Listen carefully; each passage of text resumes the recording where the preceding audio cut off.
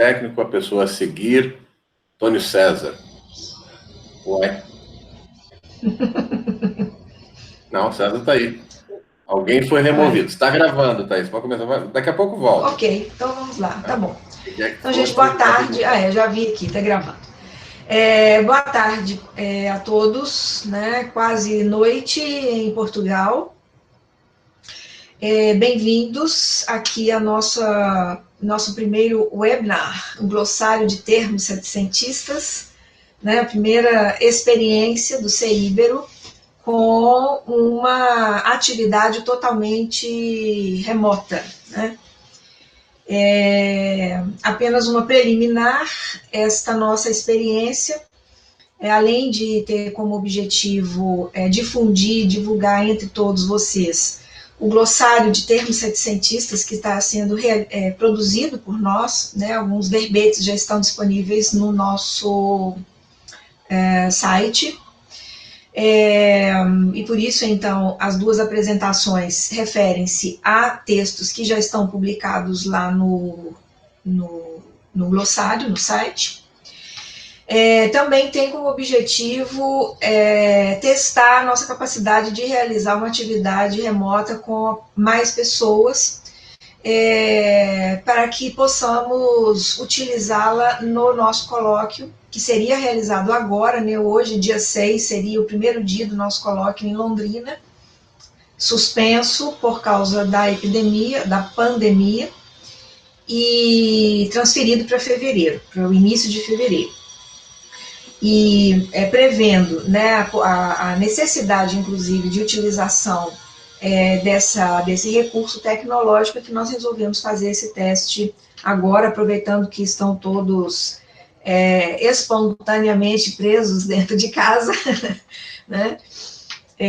Então, nós vamos começar aqui hoje com a participação de dois dos nossos colegas de grupo. Eu vou apresentar brevemente os dois, né, que vão fazer as suas apresentações. Então, nós vamos funcionar da seguinte maneira.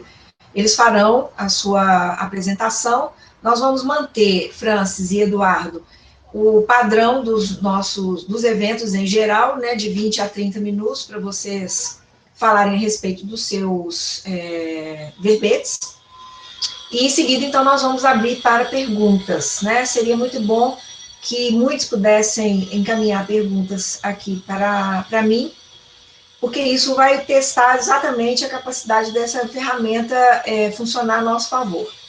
E as perguntas serão encaminhadas pelo chat, portanto, por escrito aí do cantinho superior direito, e à medida, então, que as perguntas forem chegando, eu vou identificando a pessoa e encaminhando a pergunta para o Francis ou o Eduardo, conforme o caso. Então, vamos lá, né, o Francis... Oi, na verdade, as pessoas podem pedir a palavra pelo chat também, e abrir o microfone e falar, eu acho que fica mais fácil. Tá, tudo bem. Fica a critério, então, né? Usa o chat com uma lista de inscrições para que as pessoas daí falem. Tá mais eficaz, eu acho. Ok. Então, vamos, você que está administrando aí, vamos dar sequência na maneira que você achar melhor. E mantendo os microfones desligados enquanto não estiverem falando, porque isso ajuda a dar uma qualidade de som melhor e não ter muita interferência, né? Bom, então vejamos. O Francis Albert Cota Formiga, ele é doutor em História pela UFMG. Estou tentando resumir aqui, Francis, o seu currículo, né? Fez o estágio de doutoramento na Universidade de Lisboa e fez residência pós-doutoral na UFMG, na Universidade Nacional de La Matanza, na Argentina, e na faculdade isso foi na Faculdade de Psicologia da Universidade John Kennedy, também na Argentina, na PUC Minas. Foi pesquisador da Escola de Altos Estudos em Ciências Sociais em Paris, num período de estágio, e é professor do mestrado de Segurança Pública e Cidadania da Universidade do Estado de Minas Gerais, no Instituto de Educação Superior Latino-Americana e na Faculdade de Direito da Fundação de Pedro Leopoldo, a cidade da região metropolitana de Belo Horizonte, né? Não obstante esse currículo robusto, o Francis, que recentemente resolveu estudar também História da Educação no período que é o de sua preferência, que é o período colonial, ele é um especialista em História das instituições militares coloniais, particularmente em Minas Gerais, ele resolveu fazer o mestrado, né? E está sob minha orientação no programa de pós-graduação em educação da UFMG, na linha de História da Educação, estudando práticas de educação nas estruturas militares coloniais. O Eduardo Teixeira de Carvalho Júnior é graduado em História pela UFPR, onde ele também fez o mestrado e o doutorado. É professor de História e Antropologia nos cursos de Direito e Relações Internacionais do Unicuritiba, né? E tem se dedicado especialmente ao estudo do iluminismo em Portugal. Ele integra, assim como o Francis também, o nosso grupo, o CEIBERO, e tem feito investigações sobre usos e significados de palavras do português setecentista, além de coordenar também, nessa linha de pesquisa, o grupo Estado e Sociedade no Mundo Pós-Globalização, no Centro Universitário de Curitiba, onde ele trabalha, o Unicuritiba. Então, feitas as devidas apresentações, eu vou seguir, então, a ordem que o Cláudio colocou na capa aí da nossa atividade, começando, então, pelo Francis, nem isso, ele que está em primeiro lugar, eu não estou vendo a capa. É isso, Cláudio?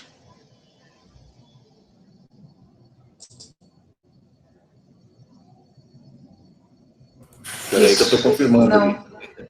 Porque a capa não está me aparecendo. Quem é que está em primeiro lugar aí? O Eduardo, né? Eduardo. Então, vamos lá. Então, eu vou fechar o meu microfone agora e dou a palavra, então, ao Eduardo, que vai ter aí, eu vou controlar o tempo, tá, Eduardo?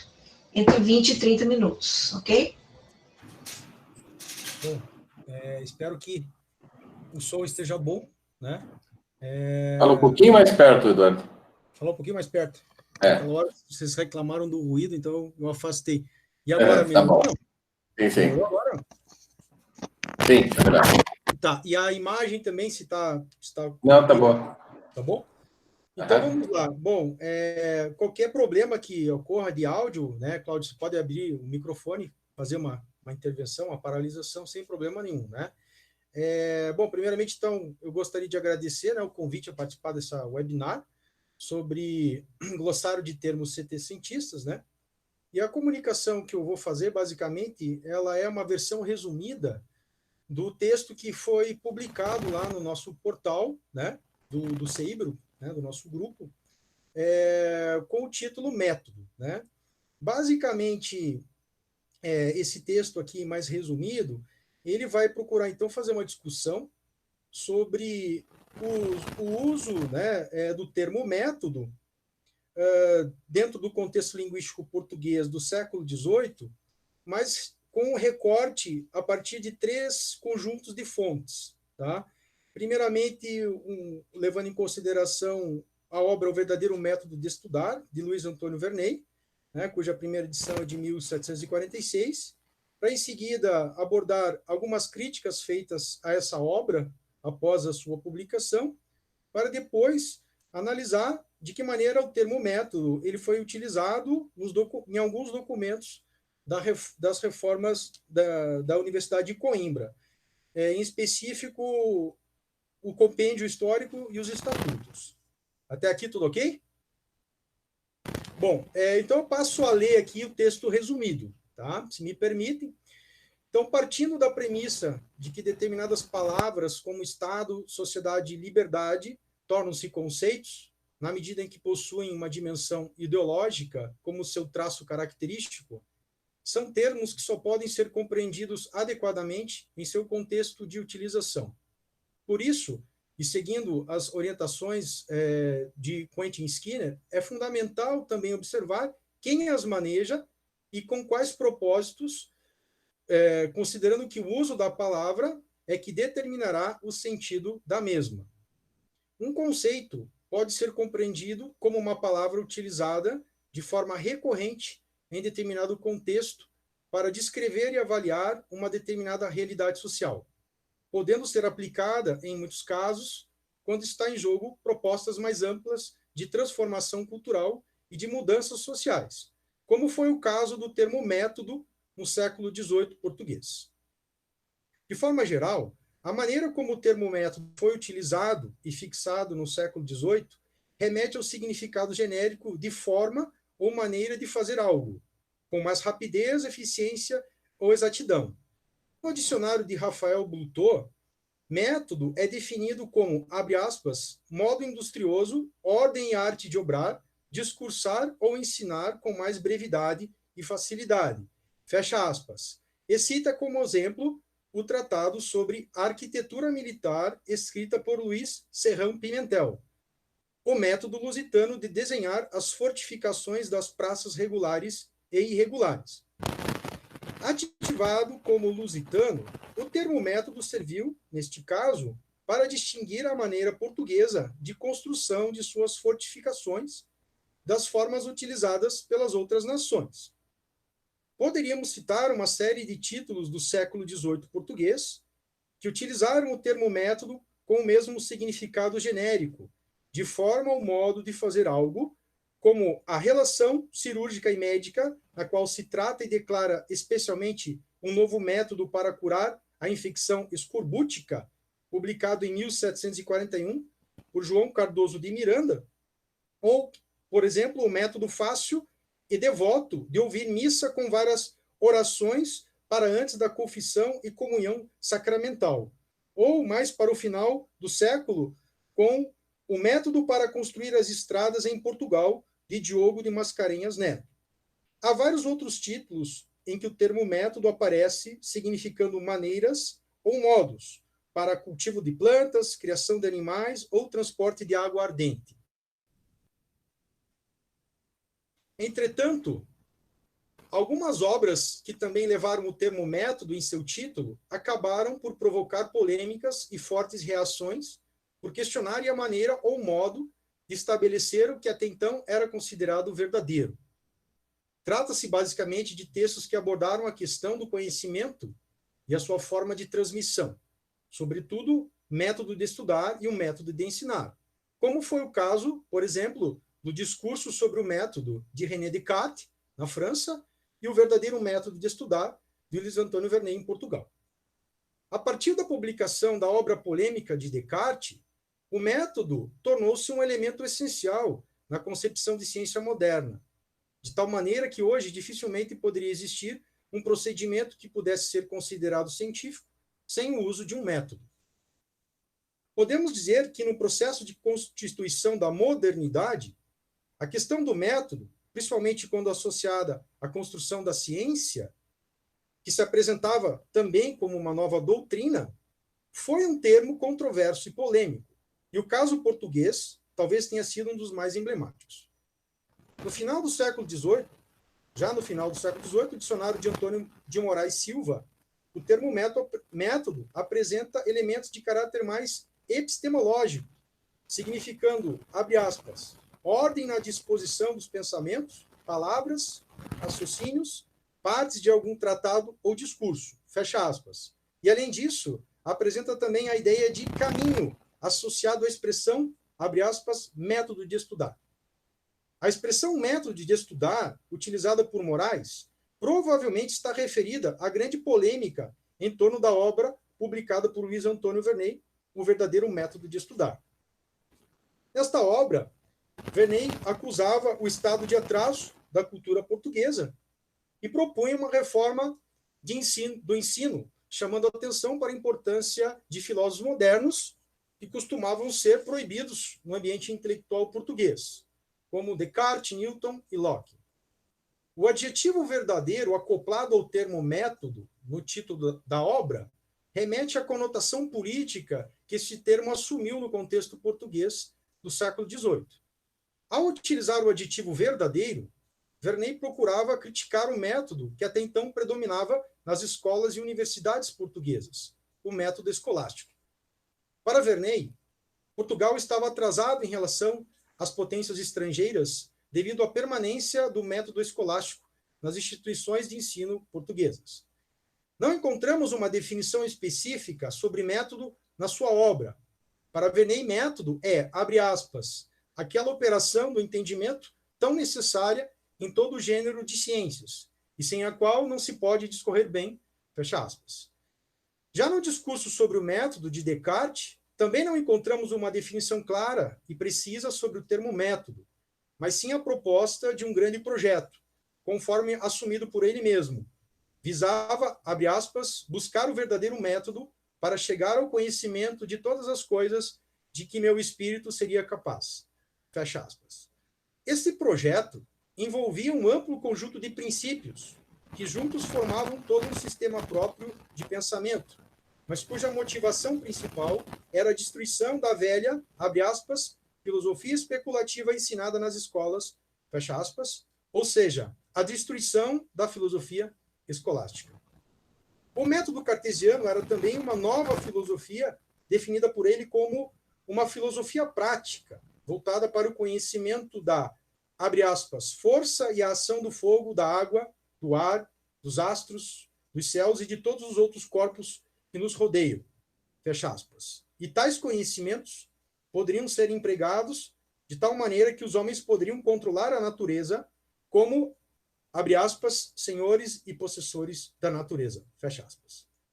O projeto cartesiano representava toda uma nova visão de mundo, no qual o homem se emancipava da tutela divina e passava a ter mais autonomia para conhecer a natureza e agir de acordo com sua vontade própria, ao contrário do que apregoava a filosofia escolástica. A escolástica foi a filosofia predominante na Idade Média e serviu como um guia para a correta interpretação dos textos canônicos.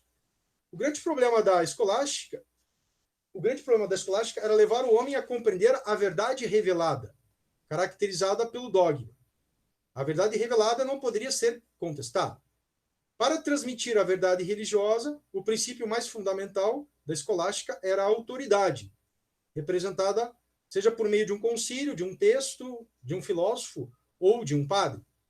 Do ponto de vista do ensino, a escolástica era constituída por um conjunto de práticas específicas, como a leitura e comentário de textos canônicos, ou a interpretação de algum filósofo reconhecido e recomendado pela Igreja.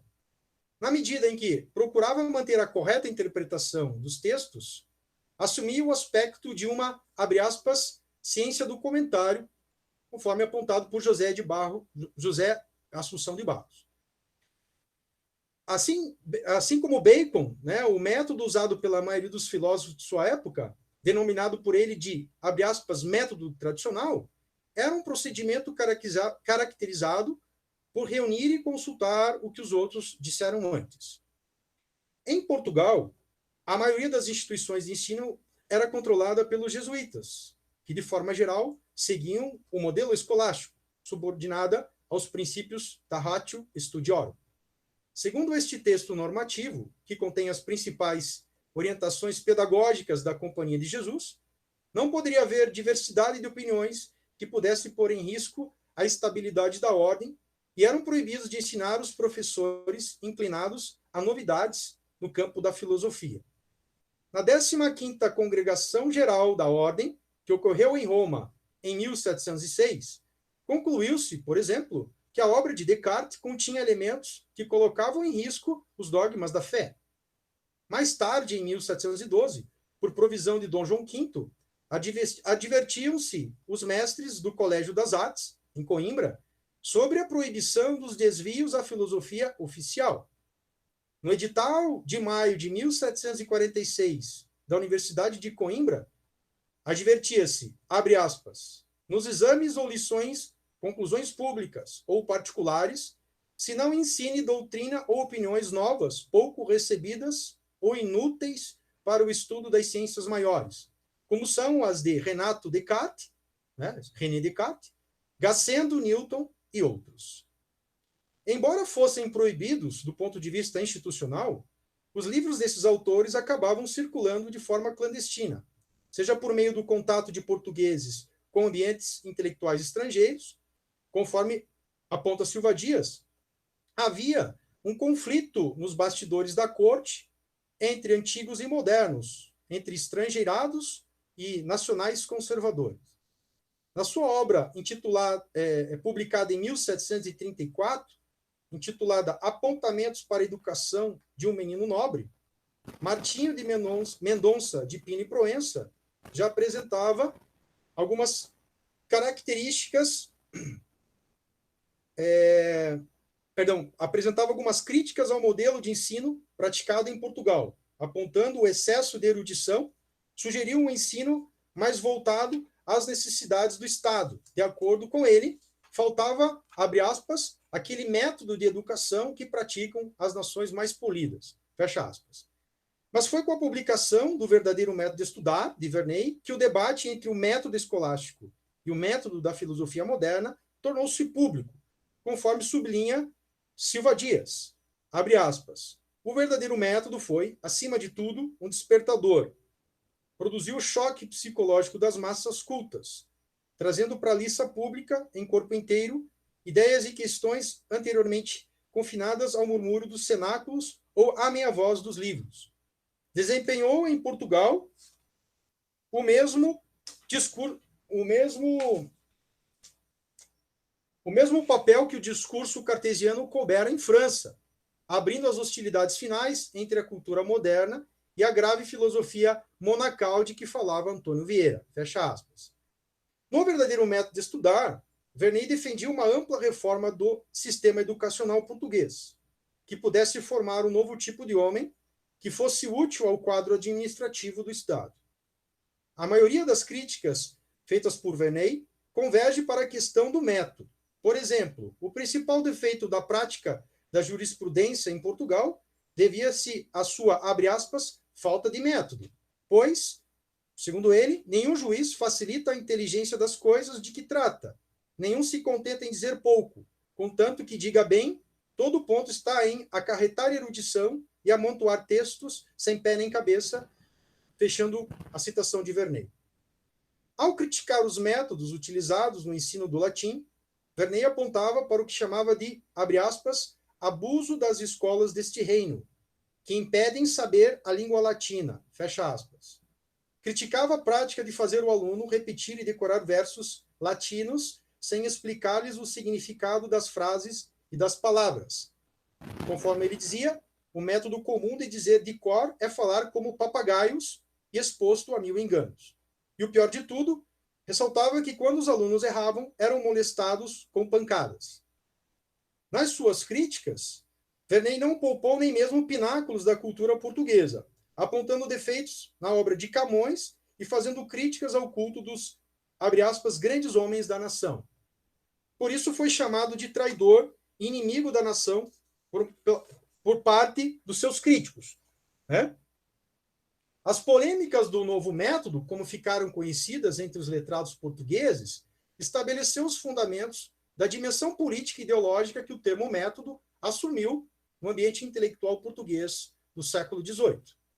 Os defensores do método escolástico demonstravam desprezo pela filosofia moderna, por esta se dedicaram ao que chamavam de questões frívolas e superficiais.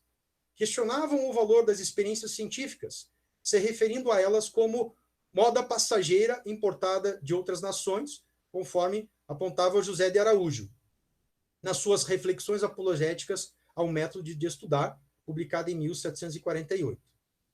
Verney era acusado de tentar, abre aspas, persuadir aos portugueses um novo modo para aprender e ensinar as ciências, que ordinariamente se praticam, e refutar o que até agora, por tantos mestres insignes, que chegaram a ser grandes entre os maiores, se tem praticado neste reino, né? Conforme citado também pelo jesuíta José de Araújo.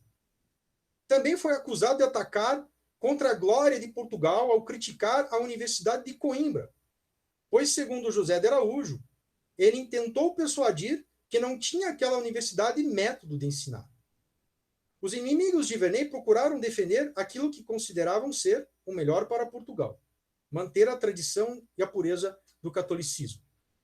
O novo método, como era referenciado nos textos da polêmica, torna-se assim um termo-chave na medida em que colocava em questão toda a cultura portuguesa, ou seja, toda a glória e todo o crédito da nação. Enquanto alguns jesuítas argumentavam que as ideias contrárias à filosofia escolástica também contrariavam a Igreja Católica, Verney defendia que não havia conflito entre a filosofia moderna e os dogmas da Igreja. Afinal de contas, de acordo com o seu sistema de ideias, o método da filosofia moderna também deveria dirigir o conhecimento da teologia. É importante ressaltar, portanto, a dimensão ideológica que o debate acabou assumindo, tornando o termo método como uma espécie de bandeira política, resultando em uma polarização entre inimigos e defensores da nação. Como é que está meu tempo aí, Cláudio? Estou dentro ainda do tempo?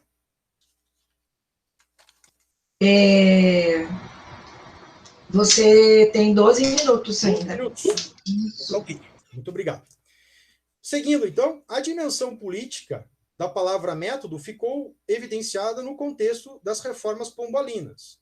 O termo método foi utilizado como demarcador entre a corrente progressiva pombalina, identificada mais com a filosofia moderna, e a tradicional de matriz escolástico-jesuítica. O anti-escolasticismo reformista, acompanhado por um discurso anti-jesuíta, serviu para justificar as ações políticas que caracterizaram o reformismo de Pombal no campo da educação. Nos documentos da reforma do ensino, os jesuítas foram apontados como os únicos culpados e responsáveis pelo suposto atraso dos portugueses em relação às outras potências europeias. A principal razão do atraso se encontrava na educação.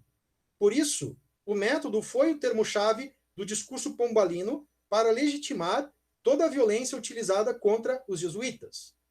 Vale lembrar que, embora a filosofia escolástica predominasse dentro da Companhia de Jesus, alguns jesuítas, como foi o caso de Inácio Monteiro, estavam acompanhando as mudanças promovidas pela filosofia moderna. Após a derrota na batalha intelectual contra os modernos, os jesuítas são expulsos por meio do Alvará de Reforma dos Estudos de 28 de junho de 1759. Neste documento, seguindo algumas teses de Verney, os jesuítas são apontados como conspiradores e responsáveis por todo o atraso de Portugal perante a Europa. Além disso, de acordo com este alvará, os jesuítas utilizaram um método de ensino prejudicial para enfraquecer os portugueses e melhor dominá-los. Os jesuítas resistiram, abre aspas, com suas maquinações, fecha aspas, contra, abre aspas, o exemplo dos maiores homens de todas as nações civilizadas, fecha aspas, que lutaram contra o método, contra o mau gosto e contra a ruína dos estudos. No compêndio histórico, os jesuítas são apresentados como aqueles que usaram de malícia, proibindo o método sintético, que, de acordo com Verney, tratava-se do método voltado para facilitar o ensino das matérias. E o fizeram desta maneira, abre aspas, para impedir o aproveitamento dos alunos. Isso citado no compêndio, página 11. Ou seja, foi sugerido que, de forma intencional, os jesuítas implantaram, abre aspas, um doloso sistema de ignorância artificial e de impossibilidade de se aprenderem as mesmas ciências, que se fingiu quererem se ensinar, laborando para obstruírem todas as luzes naturais dos felizes engenhos portugueses. Fecha aspas, citado no compêndio, página 13. O novo método, baseado nos princípios da filosofia moderna, voltado para facilitar o ensino das matérias, é recomendado no compêndio para ser aplicado em todas as disciplinas, inclusive nas ciências teológicas, pois só, abre aspas, o dito método é capaz e adequado para restituir não apenas aos teólogos, mas a todas as disciplinas o espírito de exatidão e de ordem. Fecha aspas, citado do compêndio, página 50. Em resumo, as críticas ao método jesuíta culminaram com sua abolição para dar lugar ao método da filosofia moderna. No discurso reformista pombalino, a ideia de um novo método foi utilizada não apenas com um significado epistemológico e filosófico, mas também político, para justificar a necessidade de toda uma renovação cultural que só poderia ser possível mediante a destruição do método escolástico e a expulsão de todos os seus defensores.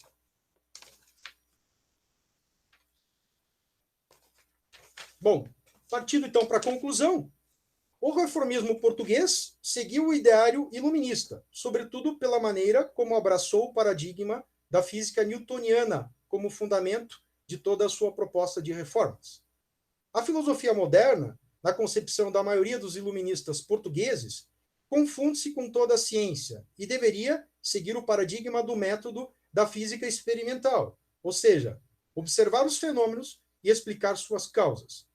A filosofia natural foi um paradigma no contexto do iluminismo. Conforme ressaltou Hilton Japiasso, o século XVIII é tomado por um encantamento pela filosofia experimental newtoniana.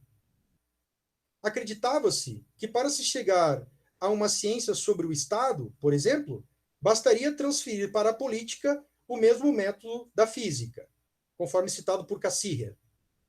Verney, por exemplo, defendia que, por meio do método da observação, seria possível identificar, abre aspas, as ações honestas e também úteis à sociedade civil. Citado por Verney, fecha aspas. Desta forma, então, podemos concluir que o termo método assume uma dimensão bastante ampla e difusa, mas, quando utilizado no contexto de debates filosóficos, assumiu a expressão de toda uma visão de mundo. Então, eu concluo aqui.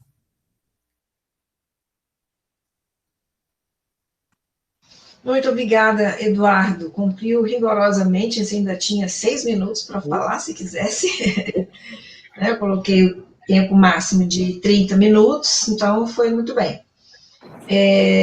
Eu não consegui, foi quase que uma coisa incontrolável na minha cabeça, fazer associações livres da sua fala com o que nós estamos vivenciando no Brasil hoje, né? Parece que nós estamos diante de um novo debate entre os antigos e os modernos. Depois a gente pode até conversar um pouco sobre isso, né? Então eu vou agora passar a palavra ao Francis, então pedir ao Eduardo que desligue o microfone dele, e o Francis, então, pode dar início à sua apresentação. Depois, então, das duas falas, a gente abre para o debate, ok? Vou fechar o meu microfone agora. Se o Francis puder ligar a câmera também. Tá aí, Francis? Joia. Pronto. Então, eu tinha preparado também um material para contextualizar essa discussão sobre a disciplina militar, né? Inicialmente, ela faz parte de um projeto maior, e aqui eu sou tributário, né, às sugestões, colaborações e indicações tanto do professor Cláudio, professor Antônio César e a professora Thaís, né? Inclusive, eu pensei que a gente ia assinar esse verbete juntos aí, porque foram muitas contribuições mesmo. Muito obrigado a todos aí. Faz parte realmente dessa verticalização dos meus estudos. Deixa eu ver se eu consigo aqui baixar a apresentação. E eu selecionei também no glossário, assim como o nosso colega, vamos ver aqui, uma janela, tela inteira, uma janela. Estou iniciando também essa... Vamos ver aqui. Apareceu alguma coisa? Ainda não, demora um pouquinho. Não. Você está compartilhando uma janela, né? A janela está aberta? Né? Pronto. Apareceu? Está aparecendo. Veio. Tá aí. É isso. Está aparecendo já. É um PowerPoint. Apareceu? Sim, senhor. Opa, joia. Então, o glossário trata especificamente, o verbete é da disciplina militar, né? Então, a disciplina militar aí, por que esse interesse em estudar a disciplina militar? Exatamente pelo processo de expansão, né, do Império Português nas 4 partes do mundo, e uma das formas aí de administração foi exatamente a administração militar. Como que esses indivíduos, então, utilizaram, né, a disciplina militar nessas 4 partes do mundo aí, que é um pouco essa cultura militar no Império Português, né, as localidades aí onde Portugal esteve nesse processo dele aí de expansão ultramarina. E aí a ideia é exatamente esses diálogos bélicos transoceânicos e como que a disciplina militar ela foi fundamental nesse processo. Deixa eu ver aqui se eu consigo. Passou? Ok. Então, o meu foco inicial foi o quê? Pensar na pena de Marte, né? Ou seja, a escrita militar propriamente dita. Eu fiz inicialmente o levantamento de alguns livros militares e como eles impactaram essa administração bélica no Império Português. A partir do século XVII, né, que eu comecei a levantar no século XVII, aí a gente tem alguns desses escritos, né? Interessante, a gente está trabalhando aqui com uma perspectiva setecentista, mas a gente consegue mapear já no século XVII, né, essa construção da disciplina militar inserida nesses manuais. Alguns deles eu já pesquisei, né, eu li alguma coisa desses manuais. No século XVIII, logo na primeira metade, também a gente tem várias produções, todas essas que eu estou expondo aqui, são manuais que eu tive acesso e que eu pude ler e identificar aspectos relacionados à disciplina militar.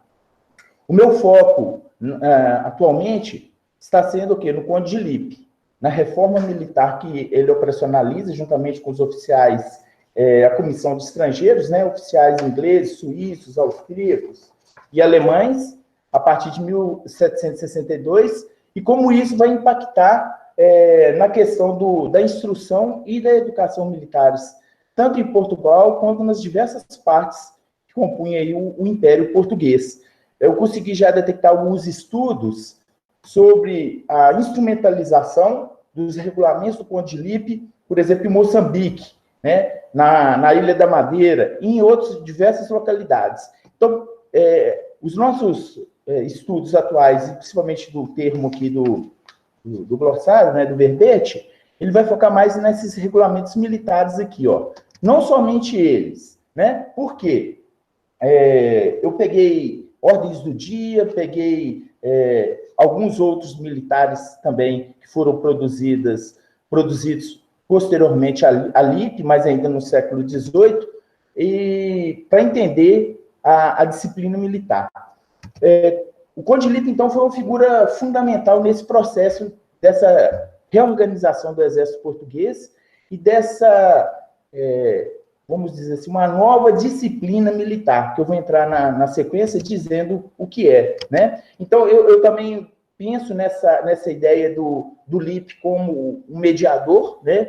Um mediador aqui cultural, que traduz, inclusive, seus manuais.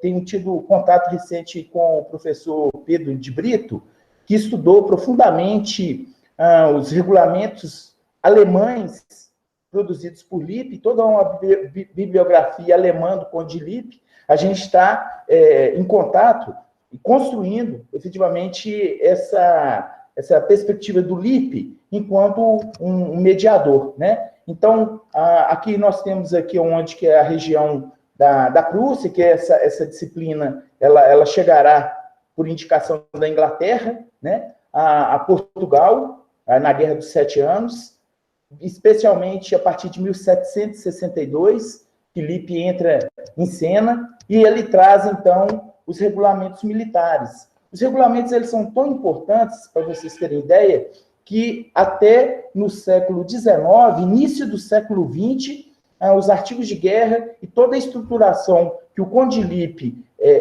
faz ali em meados do século XVIII em Portugal, eles valem aqui no Brasil, né?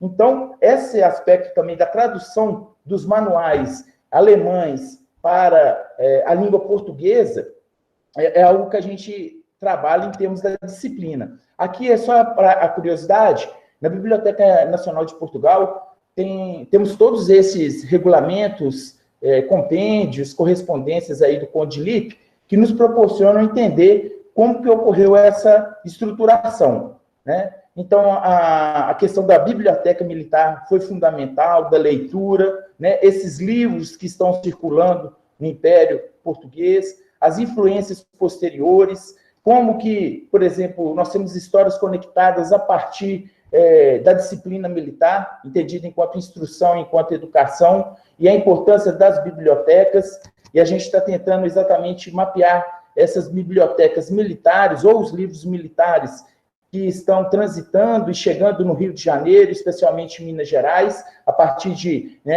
Lisboa, Rio de Janeiro e Minas Gerais, para entender a questão da disciplina militar. É interessante aqui que no próprio verbete a gente trabalha a partir dos vocabulários, né, e textos coevos, que a disciplina militar ela é instrução e ela é educação. Eu vou entrar um pouquinho nessa explicação mais à frente. Aqui a gente tem o que um exemplo clássico de instrução militar, ou seja, formar o soldado tecnicamente, em termos de técnica, tática e estratégia.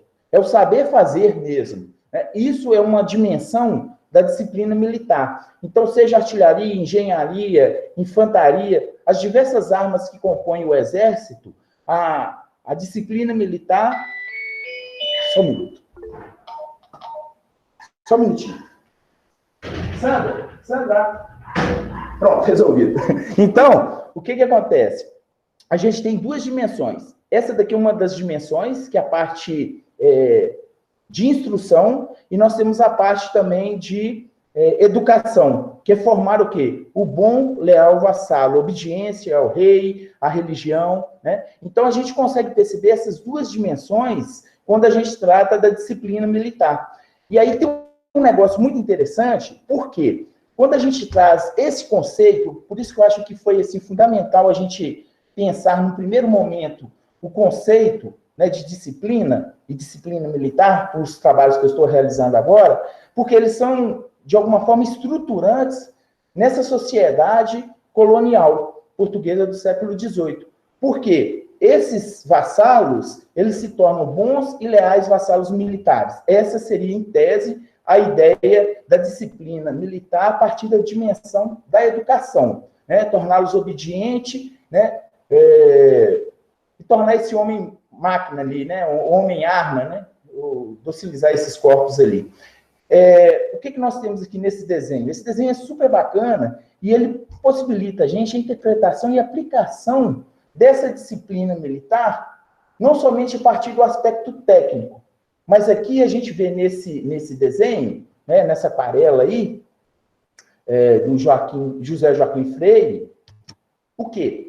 Esses aspectos aqui, olha, que é um aspecto super interessante, que é esse controle do corpo desse militar no século XVIII, e aí eu estou pensando exatamente em tropas que muitas vezes não são tropas regulares, são tropas auxiliares e tropas irregulares, ou seja, as ordenanças. Então, como que a disciplina militar, por meio não somente da instrução, mas fundamentalmente da educação, ela está atuando na conduta desses indivíduos, porque, para além dessa formalidade, isso aqui a gente chama de apresentar armas, né? Está prescrito lá no regulamento Conte-Lippe, seja de infantaria ou de cavalaria. Nos dois mostram, passo a passo, como que o indivíduo vai apresentar a arma, quem é que vai ensinar esse indivíduo a apresentar a arma, e no verbete a gente toca nisso, né? E aí a contribuição do professor Álvaro Antunes também foi bacana, o diálogo,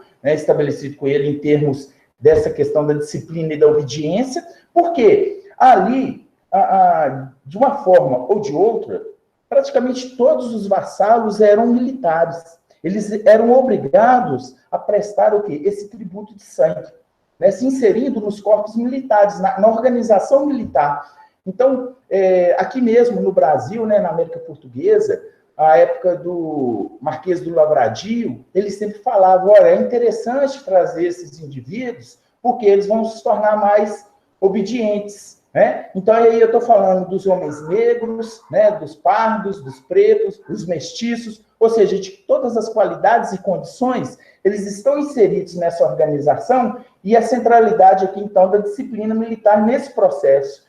Aqui, olha, a gente tem uma questão dessa hierarquização e desse status diferenciado dos indivíduos, né, socialmente, a partir dessa disciplina militar, seja a partir da técnica, da instrução, seja a partir da educação propriamente dito. Por quê?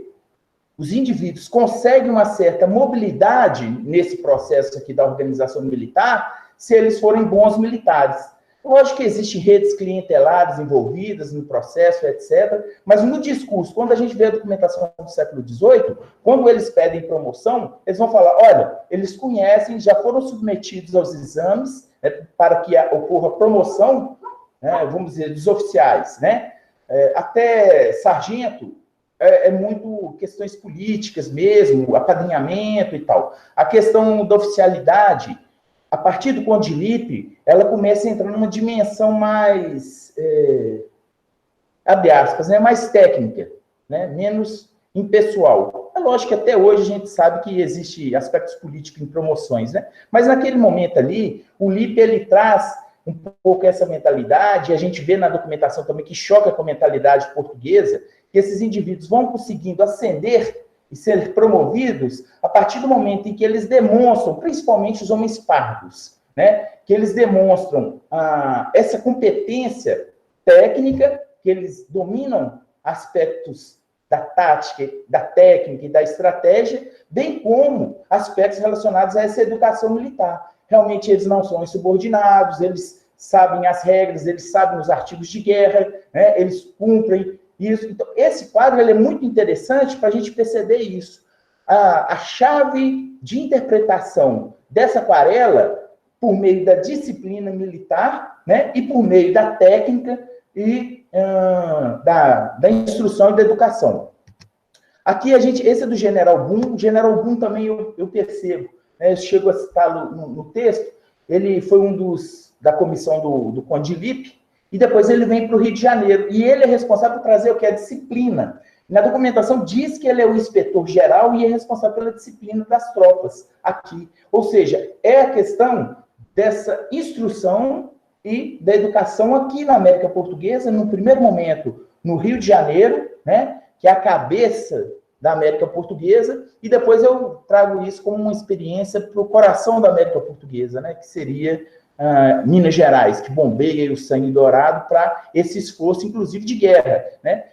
Aqui também é possível fazer discussões nesse sentido. Quando eu coloco essa imagem aí, e eu chego até a mencionar no texto, mais para o final do texto, como que esses indivíduos de diversas qualidades e condições, eles são inseridos e passam por um processo de educação. Aí os textos, por exemplo, do professor Álvaro, né, são interessantes, da professora Thais também, em termos, quando ela fala de educação propriamente dita. E aí, por quê? Eu queria testar se esses conceitos que estavam lá nos dicionários, que eu vou mencionar daqui a pouco, eles estão o quê? Em diálogo, ou são instrumentalizados, assim, poderíamos dizer, dentro dessa realidade aí, do século XVIII, prática, né? Ou seja, por meio da documentação. Então, a gente vai percebendo, né, e captando por meio da iconografia, por meio dos textos, os administradores, e aí a maioria, especialmente aqui em Minas Gerais, eram militares, né? E o perito que eu trabalho é um militar de carreira, que é o Dom Antônio de Noronha. Ele vai dizer, olha, os regulamentos estão sendo colocados em prática aqui. Então, olha, como que a educação, né, aí a gente está vendo as diversas qualidades, e aí tem aquela pluralidade das tropas, tá vendo? Olha que interessante. Da organização militar aqui no século XVIII, né, e como que isso era representativo para esses indivíduos, essas questões de padronizações, como que estão circulando também, eu acho que é muito interessante isso, no Império Português, seja na Ásia, na América, na África, né? Como que essas diretrizes do Conde de Lippe, elas estão circulando nesse momento, nessa organização, né? E aí a gente pega, no primeiro momento, a parte técnica que está aqui, da dimensão da disciplina, que é mais ou menos essas partes de cartografia, de engenharia, das escolas, das aulas militares, para ver o quê? A instrumentalização dessa disciplina militar aqui na América Portuguesa. A gente tem, por exemplo, capitanias litorâneas, como Rio de Janeiro, por exemplo, Bahia, em que você tem essas aulas militares, né? Então, a parte técnica é a parte da instrução. E em Minas, por exemplo, além dessa parte da instrução, ela não é formalizada, né? Mas tem as escolas de recruta. E aí a gente vê a ideia das escolas de recruta lá nos manuais, na sistematização do CONDILIP, como que elas estão sendo operacionalizadas aqui em Minas Gerais, não de maneira formal, né? Mas de maneira... aqui um pouco essas contribuições, né? Em termos da... Isso aqui é muito interessante. Por quê? Quem desenha essas plantas, né? A partir de exemplos franceses, são militares aqui da América Portuguesa. E o quê? São militares de baixa patente, né? Nesse caso aqui é um cabo de esquadra. É um cabo de esquadra. O Joaquim da Rocha era também um cabo de esquadra. Lembrando que o primeiro posto oficialato é o alferes. E aí é interessante a gente perceber por que esses materiais chegam, né? É lógico que antes do CONDILIP, esses materiais já estão circulando, mas o CONDILIP reforça isso, né? E diz, olha, são livros obrigatórios para artilharia. Aí depois a gente percebe esses livros sendo o quê? Utilizados, desenhados por cabo de esquadra, lá na Bahia, né? Aí tem o Regimento de Cavalaria de Minas, essa coisa toda. Então, voltando aqui para a nossa... Voltando aqui. Aqui agora estão me vendo, né? Parar a apresentação. Vamos lá. Agora, estão me vendo? Estão me vendo aí, Cláudio? Sim, agora tá. Já parou.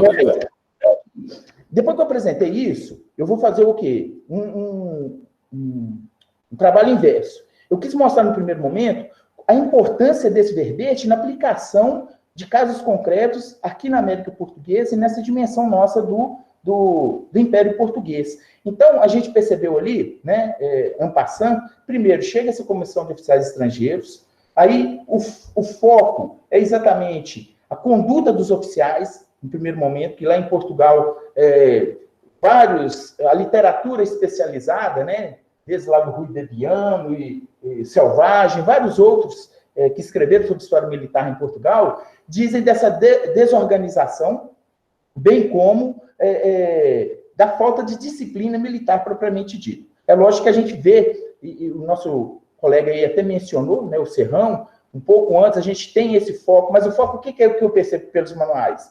Que o foco é na instrução. O CONDILIP, ele traz a instrução dentro da disciplina militar, mas traz o quê? A educação.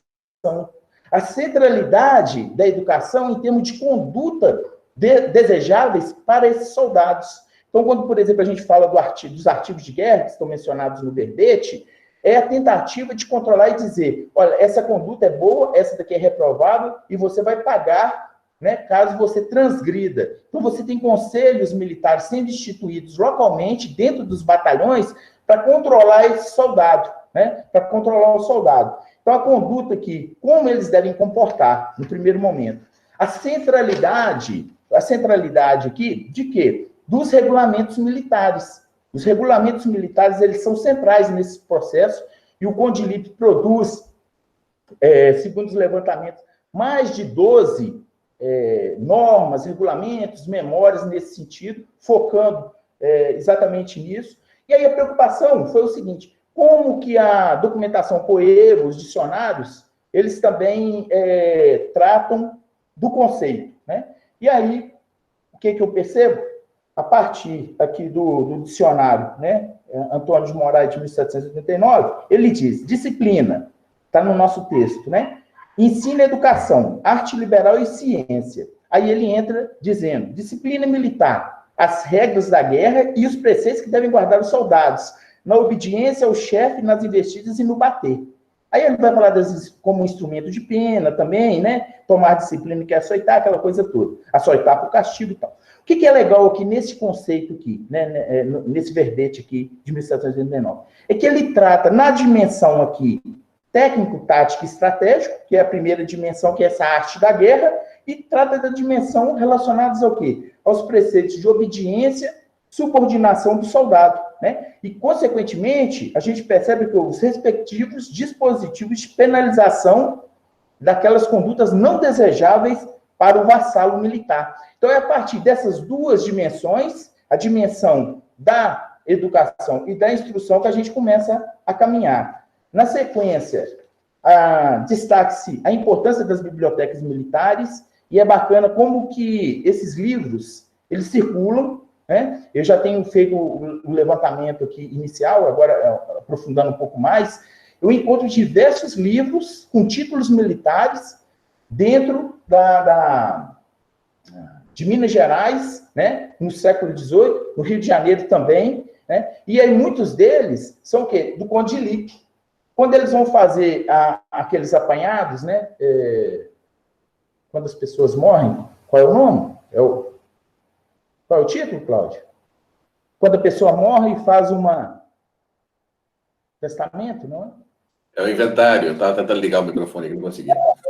O inventário lá tem, né? Então, assim, o Vilauta tem me passado alguns e eu tenho identificado. Só que lá eles não falam o autor, mas falam o título. E pelo título, eu consigo identificar que são manuais militares e muitos do regulamento, do Conde de Lippe, né? Então, mostra essa circularidade. Aí as fontes, então, para construir esse conceito aqui de disciplina, são os regulamentos, ordenanças, instruções e os próprios dicionários, né? Então, assim, foi um exercício de cruzar fontes para a gente verificar. Um outro muito interessante é o repertório das ordens do dia. Repertório das ordens do dia do Exército Português. Ele diz o seguinte sobre instrução militar. Olha, é a instrução de um corpo militar nas leis e regulamentos concernentes às tropas. Empregue-se a palavra disciplina para exprimir os sistemas de disposições destinadas a manter, entre elas, a todos os respeitos, obediência e boa ordem. Né? Olha que interessante, esse é um manual de 1830, né, de um major, está no nosso texto lá, e diz o seguinte, olha como que as coisas vão entrelaçando, né? Das quais os artigos de guerra constituem a mais importante. O artigo de guerra não trata da parte técnica, né, da instrução propriamente dita. Os artigos de guerra tratam da conduta do militar. Então, olha lá, centralidade dos artigos de guerra, né? Ele vai e continua. Tudo isso que eu estou falando é citação, né? Consegue-se pela educação dos seus indivíduos e pela repreensão da falta deles. Então, olha só, são criados dispositivos aqui para controlar a conduta e, ao mesmo tempo, para punir esses indivíduos. Professora Thaís, quando estiver faltando aí, a senhora me avisa. Já ia te avisar, faltam 5 minutos. Muito obrigado. Então, o que ocorre aqui, né? É uma complexa relação aqui entre instrução e educação, na qual a palavra ordem ela é central nesse processo. Aí a gente vai lá no Bruton novamente, 1720, e ele diz, a ordem, o que é a ordem? É a disposição, o assento, a colocação das coisas no seu lugar, que lhes convém. Né? Também se chama de cortesia militar, usada nos exércitos, esquadrões e alojamentos. Tem regras e leis declaradas. Olha como é que é interessante esse, né? E o Russell Wood, ele vai dizer o seguinte, no antigo regime, né? Para o antigo regime. A boa ordem está relacionada ao comportamento aceito, ao código de comportamento, e representa a personificação da fusão do costume habitual e do uso estabelecido. Então, por isso que, na sequência, a gente trata o quê? Dos artigos de guerra. Porque os artigos de guerra vão dizer, né, quais são as condutas. E esses artigos de guerra vêm de onde? Vêm de manuais prussianos que são traduzidos, né? E foram escritos pelo Conde de Lippe e foram traduzidos. Manual de 1754, que é traduzido em 1762, o primeiro, 63 é o primeiro, né? E, então, são o quê? Práticas e processo educativo tinham como objetivo a formação do militar obediente, que seriam levados a cabo, entre outras ações, por meio da leitura e da explicação dos regulamentos. Aí, o que ocorre? Quando a gente pega os regulamentos de disciplina de infantaria e da Cavalaria diz o seguinte, olha, acabada a revista, né, que é a reunião da tropa, mandará o capitão unir as fileiras e o sargento lerá em voz alta e inteligível os artigos de guerra, os quais serão bem explicados. Leitura, explicação. Tá vendo? Para que sejam perfeitamente instruídos as suas obrigações. Depois que o sargento acabar de ler, fará o capitão abrir as fileiras e dar ao furriel, né? Aí eu efetuo esse pagamento. Então, é uma educação dirigida aqui ao ver e ao ouvir, né? E aí a gente cita o professor Thaís na obra dela de 2019, né? Então, como práticas o quê? Educativas e como instrumentos pedagógicos. Então, as condutas desejáveis, os selos de guerra, a disciplina como castigo, né, faz parte desse processo. E eu retomei depois o Cândido Lusitano, que ele vai dizer, né, em 765, a disciplina é o quê? É o ensino. É sábia, prudente, instrutiva, mas é áspera, custosa, penosa, difícil, dificultosa, rígida, rigorosa, severa e grave. A gente consegue entrelaçar, então, a ideia da disciplina do soldado aqui, por meio da educação, e da punição desse soldado, como uma estratégia. E isso a gente vê nos corpos irregulares, que é importante para a gente aqui na América Portuguesa. Ele vai tratar também do decoro militar, né? Aí eu vou entrar um pouquinho no conceito de decoro militar, fala um pouquinho da disciplina, né? Por meio do corpo do soldado, do controle, da limpeza e do asseio. E isso é um negócio muito interessante, eu falar com o professor Cláudio e o professor Antônio, né? E a gente consegue mapear isso nos regulamentos posteriores. Eu consigo mapear isso no regulamento do século XX. Quase que copiou e colou. A ideia da limpeza do soldado, da fiscalização, da revista, do armamento, da roupa limpa e tal, entra nessa dimensão que o indivíduo internaliza, né? Então, como foi possível? Aí, verificar a questão da limpeza, né? A conduta do soldado também ela é relevante para elevá-lo à condição de instrutor ou daquele que ensina. Então, antes de falar, olha, esse sargento vai instruir, qual é a conduta desse sargento, né? E é uma das figuras centrais nesse processo, principalmente aqui na América Portuguesa, para a gente, é o sargento-mor, né? Porque ele, ou seja, o major, né? É o major que vai ser o responsável pela instrução nos regimentos e ele também será responsável pela instrução das tropas auxiliares, ou seja, dessa disciplina. Então, acho que o verbete, ele, de alguma forma, contribui para a gente pensar para além da tropa regular, dessa estruturação nossa aqui da América Portuguesa e de outras partes do Império. Né? Mas tudo surgiu a partir do entendimento que era a disciplina militar no seu tempo. É isso, professor. É isso. Ok, obrigada, Francis. Nós vamos, então, iniciar a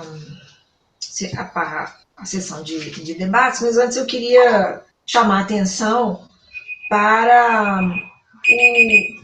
o diálogo interessante que essas duas abordagens, do Eduardo e do Francis, dialogam muito com uma discussão que eu fiz, uma parte dela está lá no verbete também, sobre educação e instrução, e acho que mostra bastante claramente como há uma preocupação muito grande do ponto de vista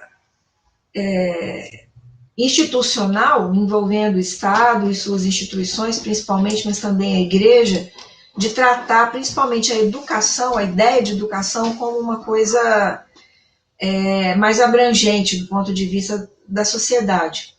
E aí eu queria propor uma primeira questão, e aí eu vou, se vocês concordarem, fazer o que usualmente nós fazemos, que é fazer pequenos blocos de perguntas, né, de 3, por exemplo. Mas eu queria propor para o Eduardo e para o Francis um breve comentário sobre a relação possível que vocês pudessem ver entre disciplina e método, que são os dois temas de vocês, né? E aí vamos ver, então, quem é que está se habilitando aqui para fazer perguntas. Pode abrir aí e falar o que quer, para quem. Vamos lá.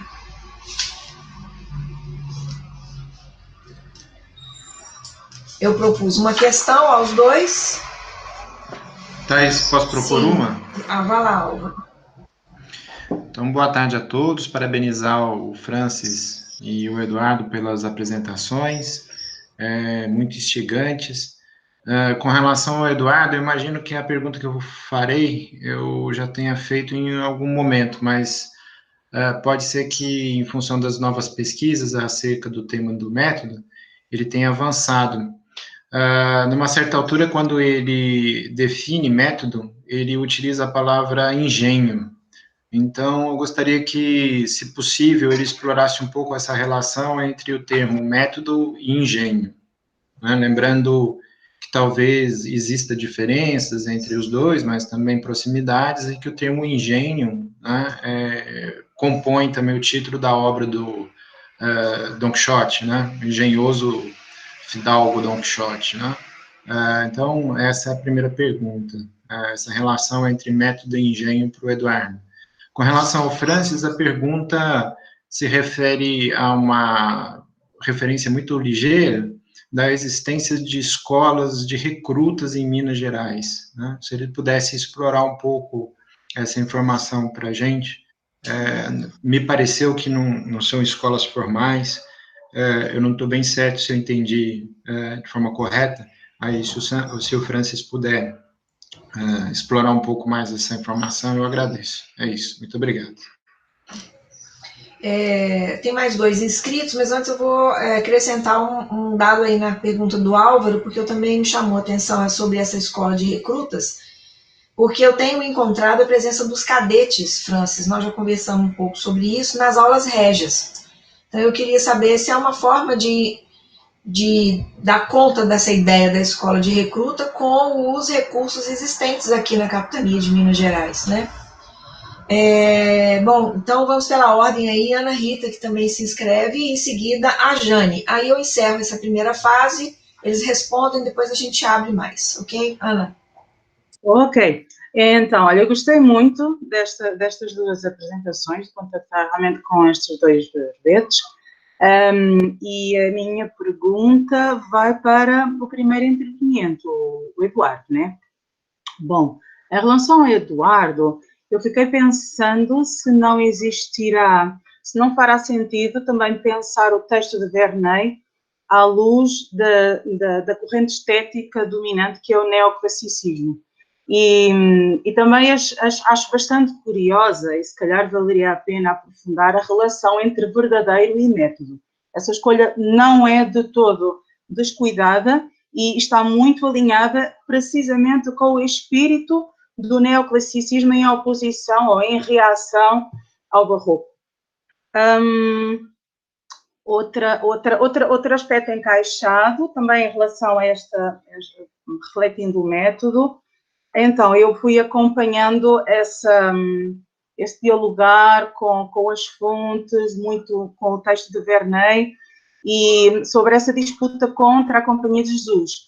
E achei que estava muito colado na filosofia, mas por aquilo que eu senti na altura, quando fiz o doutoramento, é que isto alargava a ser a crítica ao método jesuíta, abarcava outras disciplinas. Então, também, se calhar, gostava de ouvir o Eduardo a respeito, pode valer a pena, porque isto também vai tocar tanto ao ensino médio, como também de primeiras letras. E, por fim, olha, isto foi tão inspirador que eu comecei a pensar, espera aí, então, mas esta questão do método não poderá ter aí um reflexo diferente? E aí eu fiquei a pensar em Comênio e da Didática Magna. E fiquei a pensar no seguinte, sendo que ele publica a sua obra em meados do século XVII, não fará sentido, eventualmente, pensar na recepção do seu texto, eventualmente, por autores portugueses, contemporâneos, eventualmente, quem diz portugueses, diz de qualquer outro espaço do Império Português.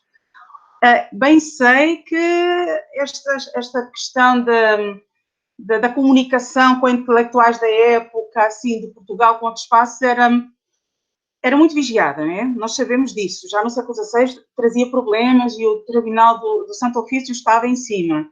Mas não sei se isto está muito explorado. E porquê é que eu digo isto? Porque a maneira como o Comênio defende o título da obra, passa exatamente pelo método, pela palavra método. Então, eu vou ler. Ele diz assim, logo no início, nas saudações aos leitores, nós ousamos prometer uma didática magna, isto é, um método universal de ensinar tudo a todos. E ele continua a discorrer, e tem vários capítulos onde ele enuncia orientações para diferentes métodos para ensinar ciência, ensinar a moral, etc. Fica a questão e é o desafio, claro, para a gente refletir. Ok, obrigada, Ana. Então, a pergunta da Jane, e aí nós encerramos esse primeiro bloco. Oi, boa tarde, estão me ouvindo?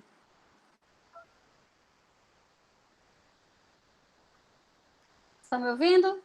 Sim, senhora, alto e claro. Sim, Jane, estamos. Pode seguir. Ok. Então, estou falando aqui no Pará, um prazer estar com todos vocês hoje. Realmente foi bem interessante todas as duas comunicações, né? Eu coloquei, inclusive, um texto que é recente de uma professora da Universidade Federal hoje ela está na Universidade Federal da UFOPA, né, que fica em Santarém, que é sobre justamente essa participação das tropas que não são as tropas militares oficiais, que acabam sim inserindo nas tropas que ajudaram a defender o território amazônico, né? E aí, segundo a tese dela, é justamente isso, que sem essas tropas isso não teria sido possível. E aí me ocorreu pensar que, exatamente na fala que o Francis colocou, que essa disciplina militar também ela tenha se aplicado a ele de alguma forma, né? Mas a minha pergunta é para o Eduardo. Eu fiquei aqui pensando, até porque eu estou tentando pensar sobre isso recentemente, até que ponto nós poderíamos pensar que o método, né, conforme colocado como Verney, ele poderia ter sido uma base para uma política educacional surgida ali naquele momento do iluminismo, né, das reformas pombalinas. Nós podemos usar esse termo, políticas educacionais, para todas as reformas que aconteceram naquele momento.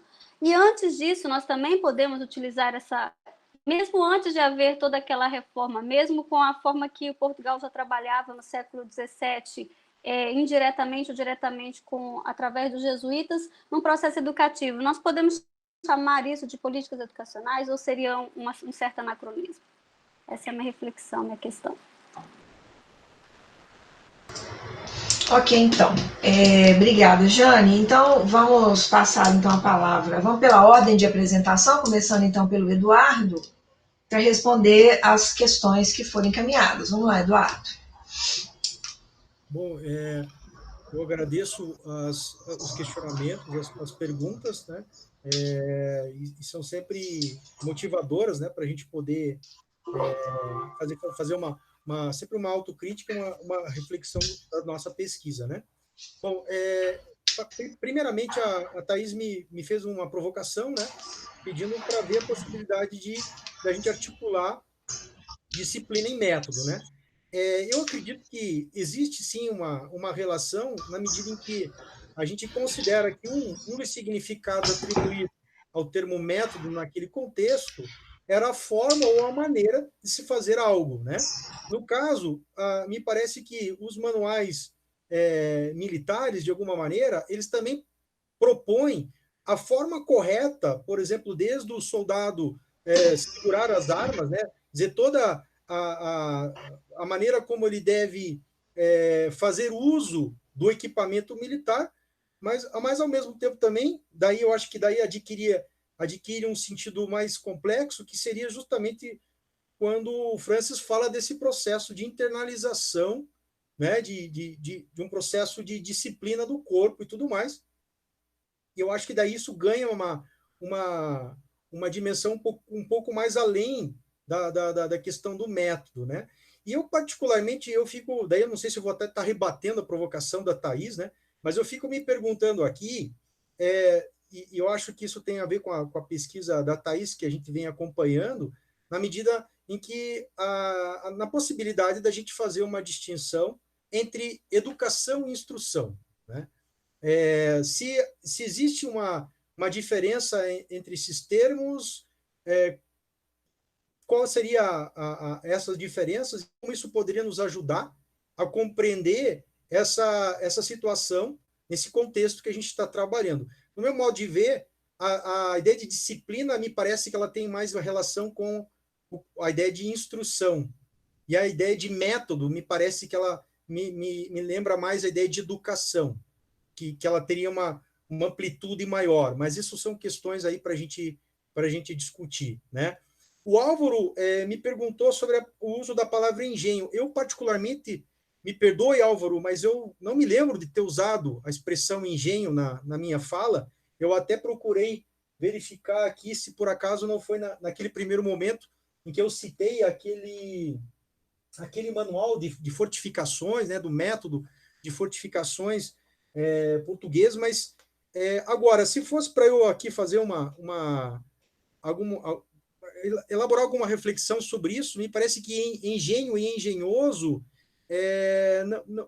me parece que há uma certa distância em relação, pelo menos, à ideia de método na maneira como eu pesquisei no século XVIII, né?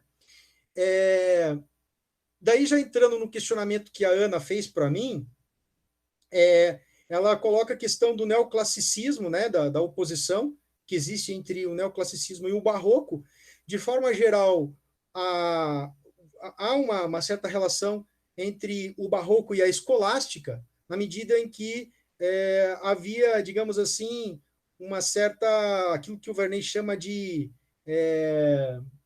um excesso de rebuscamento, quer dizer, um excesso de, até mesmo do uso desnecessário de termos em latim. Quer dizer, o Vernet propõe uma coisa mais reta, mais direta e mais pragmática, eu diria, né? Então, eu acho que dá para fazer, sim, essa relação, né? Eu acredito que, embora eu não tenha... o Vernet, engraçado, ele não dá a mínima bola para a arte, para a poesia. Inclusive, ele chega a dizer no verdadeiro método que a poesia é algo absolutamente inútil dentro da composição do campo da educação. Talvez eu esteja exagerando um pouco, né? Mas ele, de fato, ele não dá muito valor para as artes e para a poesia, né? E você também, e eu acho que a Jane também, de certa forma, fez um questionamento sobre esse caráter genérico da palavra método, né? Quer dizer, a palavra método, ela acaba se tornando uma palavra muito polissêmica, né? Ela acaba, digamos assim, servindo para a gente falar tanto de método de ensino, método de pesquisa, mas eu acredito que, apesar, né, dessa amplitude, a gente sempre vai poder encontrar debates bastante verticalizados dentro de determinados campos disciplinares. Vou dar um exemplo. Dentro da lógica, por exemplo, que era um campo muito importante naquele contexto, né? Existia uma disciplina de lógica, e o método, de alguma forma, é um elemento fundamental dentro dessa discussão, né? E que, para aqueles autores do século XVIII, isso era motivo de muita discussão, porque a lógica escolástica era muito diferente dessa nova lógica que estava sendo proposta pelos filósofos modernos, né? E assim, a Jane me perguntou sobre a possibilidade da gente encarar o uso da palavra método antes desse período do século XVIII, né, mais recuado ali, no século XVII, né? Veja, eu acredito que a palavra método, ela já aparece no século XVI, no século XVII, mas ela, digamos assim, ela ainda não tinha, talvez, essa dimensão que ela vai adquirindo para caracterizar, de fato, uma nova visão de mundo, né? Ela se torna uma palavra-chave, realmente uma palavra, digamos assim, que ela abre digamos assim, aquela expressão alemã, Weltanschauung, né? Quer dizer, aquela visão de mundo, né? Aquela coisa mais ampla, né? E que, de alguma maneira, eu acho que talvez a gente não encontre isso ainda no 17. No 18, por conta, eu acho que desse debate, dessa abertura maior da censura, né, da opinião pública, eu acho que esse dilatamento do debate é que vai tornando daí a ideia de método, e quem sabe em Portugal especificamente, uma palavra que ganha uma conotação muito peculiar, né? Eu não sei se eu não conheço se houve um debate assim tão acirrado na França, na Alemanha ou na Espanha sobre a questão do método como a gente encontra em Portugal, né? E eu não consegui escutar, a Ana mencionou, não sei se foi um autor, se era Comênio, alguma coisa assim, eu não consegui escutar direito ali. Eu não consegui escutar, Ana. Sim, foi isso que ela disse, o Comênios. Comênios, tá. Isso. Eu realmente eu já ouvi falar alguma coisa do Comênios, ele já passou nas minhas leituras, mas eu de fato eu não conseguiria. Seria algo que eu teria que pesquisar mesmo, né? Para tentar compreender como é que a gente poderia localizá-lo dentro desse debate, né? Bom, eu acho que seriam essas as minhas considerações, né? Não sei se eu consegui responder todas aí. Ok, Eduardo, obrigada. Então, agora, Francis. Ok. A colocação aqui da professora, inicialmente da professora Thais, né, em relação entre o método e disciplina. O que ocorre? Pegando um gancho aí do que o colega falou, né, a questão do método como maneira de fazer, em termos de manuais, bem antes do Conde Lippe, dessa reforma do Exército Português de meados do século XVIII, nós já temos manuais, né, não somente do Serrão, mas de vários outros, que tratam da questão do método, mas é um método entendido enquanto a maneira técnica de fazer, em termos da artilharia, da engenharia, né? O foco na infantaria não foi tão grande, e na cavalaria, como ocorre com o Conde Lippe. O que eu penso que o Lippe, ele traz para a gente essa questão do quê? De uma maneira de fazer-se, mas o quê? De comportar-se. Aí ela entra nesse aspecto da disciplina a partir do momento que ele vai criando ali uma espécie de um ritual de hierarquização da fala, do comportamento, né? Então, tudo isso é o quê? É dito. Então, assim, como que o soldado deve se portar? Como que o cabo de esquadra, o sargento, em seus diversos níveis hierárquicos, vão criando o quê? Uma rede de vigilância sobre esses indivíduos. Não somente em termos hierárquicos, né? Mas também em termos horizontais. Eles vão controlando a conduta desses indivíduos. Aí eu fiquei pensando na provocação da professora Thais, no discurso do nosso colega, sobre essas duas dimensões, né? Particularmente, eu tenho encontrado a questão da disciplina enquanto instrução e enquanto educação. Não sei se pode ser aquele olhar, ver o que a gente quer, né? No texto, que a gente tem que tomar um pouco de cuidado sobre isso mesmo, é bom eu rever isso, mas eu tenho percebido essas duas dimensões dentro da disciplina. Então, quando fala lá da disciplina e do método, eu fiquei pensando aqui, olha, a maneira de portar o corpo, a maneira de portar as armas, a maneira de instrumentalizar o emprego do corpo e da arma no teatro ali de operações, nesses enfrentamentos que eles têm, bem como um conhecimento técnico, um método de quê? De fazer plantas, né? Fazer mapas, um método para fazer os desenhos. A gente percebe, tem um colega nosso, o Antônio Wilson, lá da Bahia, hoje ele está na Feira de Santana, ele fez o doutorado dele, acho que foi no Porto, e ele estudou exatamente essa constituição dos figurinos militares, dos desenhos militares, então é um trabalho muito bacana, e ele vai mostrando uma maneira de fazer, e existe realmente a gente consegue identificar, né? A tese dele é muito bacana, depois eu posso compartilhar. Então, já indo para o que o professor Álvaro perguntou aí, e a professora Thais, sobre a escola de recrutas em Minas Gerais, tanto o regulamento, o capítulo 15, ambos tratam no capítulo 15, eles tratam dos recrutas, que é exatamente essa escola de recrutas. E esse termo, inclusive, é mencionado, a escola de recrutas. Só que essa escola de recrutas, ela é o quê? Ela não é, vamos dizer assim, institucionalizada de maneira fixa. É de acordo com a demanda. E isso eu vou falar que ocorre até no século XX. A gente vai acompanhando esse processo, né, uma história militar mais ampla, a gente percebe que antes ocorriam essas formações dentro dos próprios batalhões. E aí, quando a gente pega o capítulo 15, né, da cavalaria, do regimento de cavalaria do Conde Lippe, o artigo 15, o capítulo 15 da de infantaria, que é de 1773, em ambos vão falando dos procedimentos. O que é interessante nesse processo, aí já falando para o professor Álvaro aqui, olha, quando o Dom Antônio de Noronha ele vem para Minas Gerais, a partir de 1775, ele vem com ordens militares. Por quê? O ministro, né, Martim de Melo Castro, ele vai dizer, olha, não existe em Minas Gerais, os oficiais e soldados são indisciplinados, não tem disciplina. E ele participou da Guerra Fantástica, lá em 1762, com Lippe, com Bunco, essa turma toda, e ele era coronel, acho que de Campo Maior, de infantaria, ele vem para ser coronel de cavalaria. Né? Existe uma hierarquização, inclusive nas armas. Então, quando ele vem, ele segue à risca a perspectiva militar. E ele vai relatando isso, e ele relata para o Marquês do Lavradio, né? Acho que era o Marquês de Lavradio, se me falha a memória.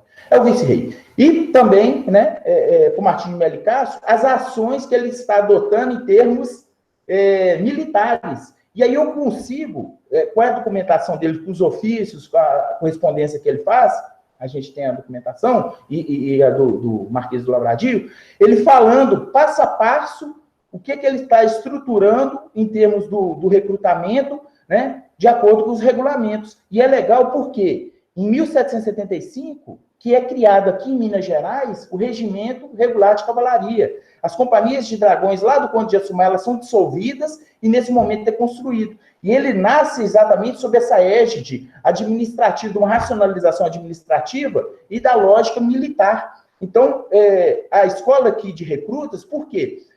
Cada, vamos dizer assim, poderoso, né, ou aqueles que já estavam em tropas auxiliares nesse momento, eles que vão recrutar suas companhias. E isso o governador, né, o Dom Antônio de Noronha, fala, olha, o rei quer que crie um regimento aqui, mas que seja às próprias custas, nesse primeiro momento. Os caras, então, trazem consigo muitos daqueles militares que eram de tropas auxiliares. Mas nesse processo existe a necessidade aqui da disciplina militar. Então, ele diz, olha, agora eles estão assim, dessa forma. E, posteriormente, no século XIX, eu tenho diversos viajantes, relatos de diversos viajantes, falando sobre essa disciplina militar, que estágio que ele chegou. É lógico que existe uma série de denúncias, né, de extravio, de violências, etc., praticados por esses militares. Mas no quesito da disciplina militar, entendida enquanto instrução, eles dizem que eles atingiram um ótimo nível. Então, a escola de recruta ela é efêmera, ela é realizada para momentos específicos, ela não tem uma continuidade, professor Álvaro, né? Então, ela, assim, chegar nos recrutas, tem todo um procedimento e tem um método, né? Retomando aqui a ideia do método, uma maneira de fazer, de transformar esses vassalos em vassalos militares. E a nossa colega falou lá do norte, né? Dos corpos auxiliares lá. Em Minas Gerais é a mesma coisa. Né? Em 2004, quando eu defendi, a ideia foi mostrar exatamente que, se não fossem os corpos auxiliares irregulares, Minas não teria condições em termos de ordem para que ocorresse tributação, etc. Então, quem manteve ali em níveis toleráveis essa ordem nas minas aqui foram os corpos auxiliares, foram as ordenanças e as milícias. Por quê? Dragões eram 224 dragões quando ocorre a reforma. O regimento de Minas eram 600 homens. Então, assim, não tem condições, nessas dimensões territoriais, de implementar o que eu chamei de políticas da ordem. Né? As políticas da ordem foram implementadas efetivamente por tropas auxiliares e irregulares. Né? Acho que é isso. Ok. Bom, então, obrigada, Francis. Nós temos aqui inscrito apenas o César, no momento, para o próximo bloco. Quero saber se há mais alguém que queira inserir alguma questão. Eu gostava de falar. Professora Ana Cristina, então vamos lá. Espero que esteja bem aí. Tudo bem. Então, tá bem. Mais alguém para completar 3 perguntas? Bom, então vamos lá. Seguimos com o César, em seguida a Cristina. Me coloca no final, daí eu já encerro a atividade também. Ok, tá bom. Vamos lá. Então, dando sequência, César, Ana Cristina, Araújo e Cláudio. Bom, então, boa tarde a todos. Estão ouvindo bem? Muito bem. Tá. Né, então, assim, cumprimentando também aí a realização né, desse nosso pequeno seminário, eu acho que ele, né, seguiu aí a contento. Teve evento, nós estávamos com 30 antes, né? César, sua ligação está então cortando. A gente percebe que a coisa Alô? Funciona. Sua ligação está cortando, parou. Os pequenos. Muitos cortes.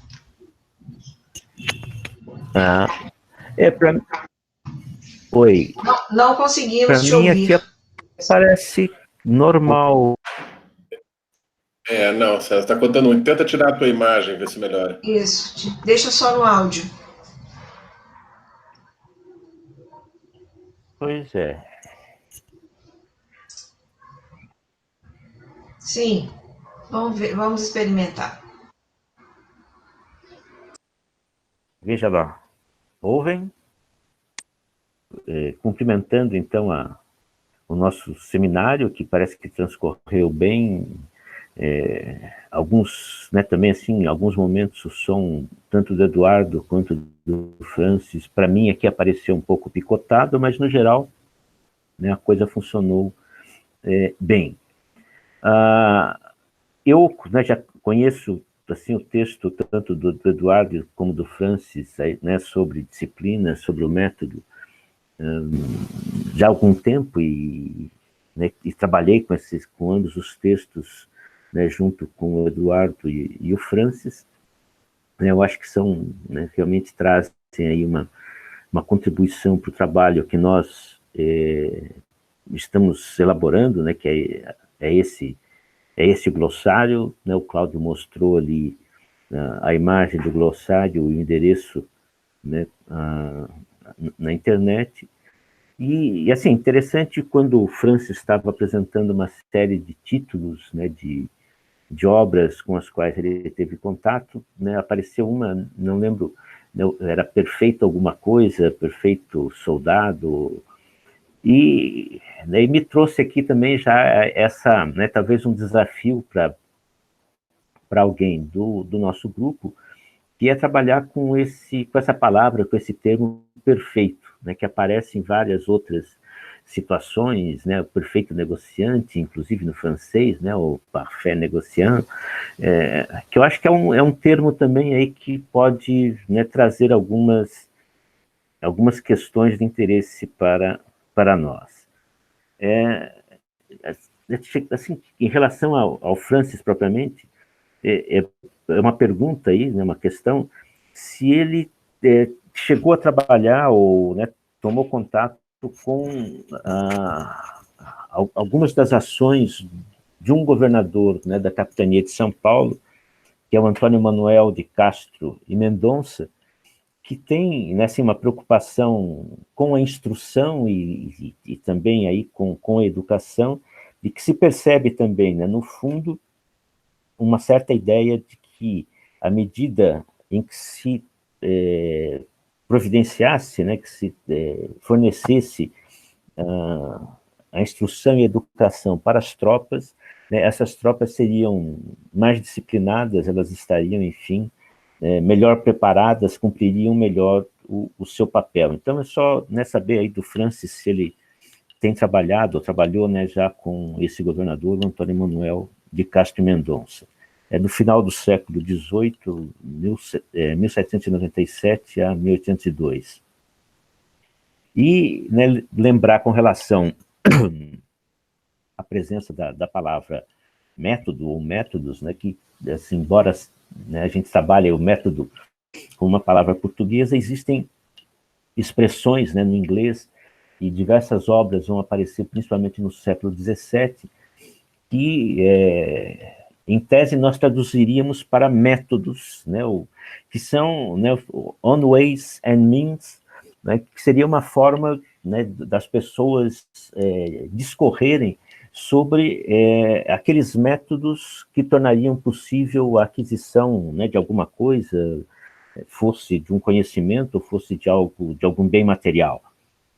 Né? Então, assim, que para além da palavra método em si, né, em si mesma, quer dizer, só a palavra, a importância de nós também buscarmos determinadas expressões que, traduzidas, né, ou de certa forma correspondem a um determinado termo com o qual nós queremos trabalhar, né?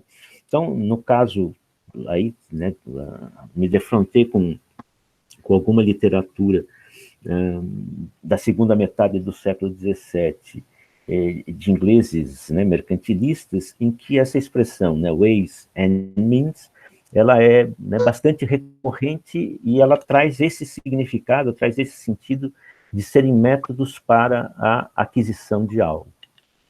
Então, né, eu deixo aí essa provocação para o Eduardo e aquela questão para o Francis. Ok, César, então, professora Ana Cristina, sua pergunta, ou perguntas.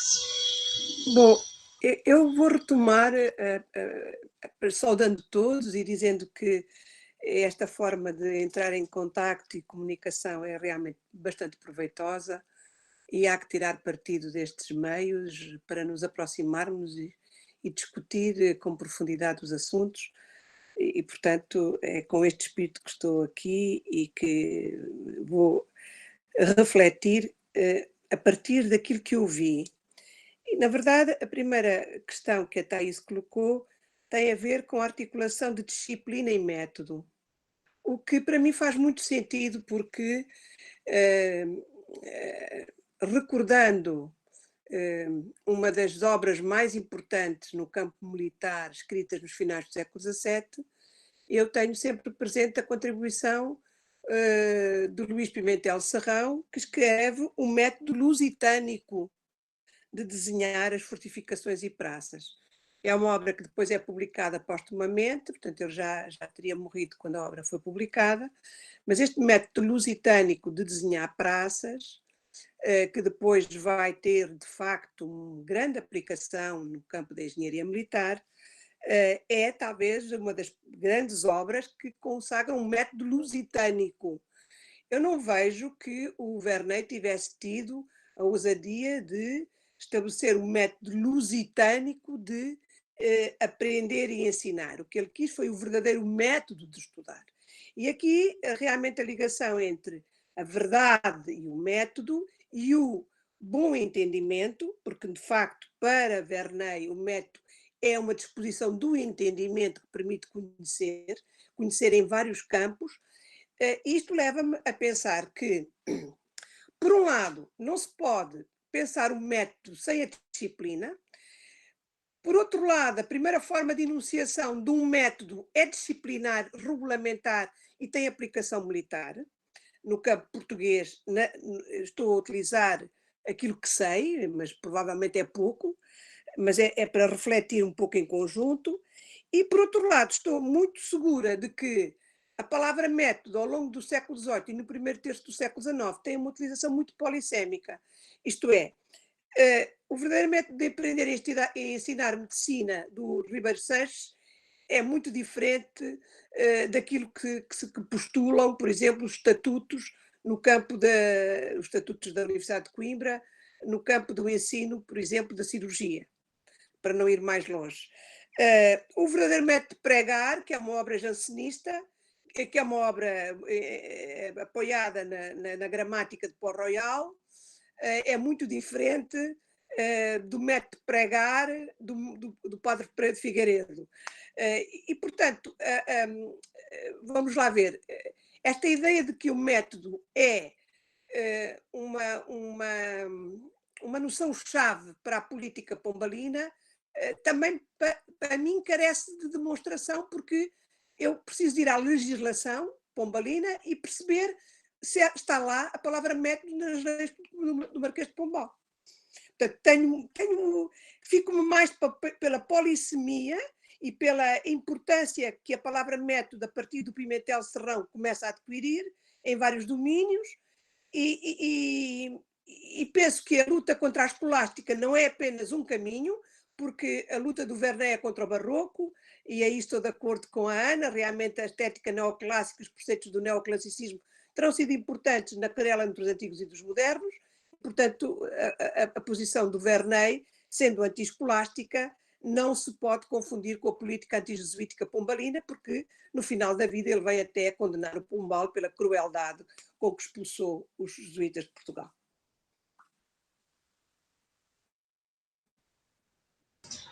Ok. Obrigada, Ana. Então, Cláudio, sua questão. Deixa eu ver que chegou uma mensagem aqui agora. Isso, Ana, tá.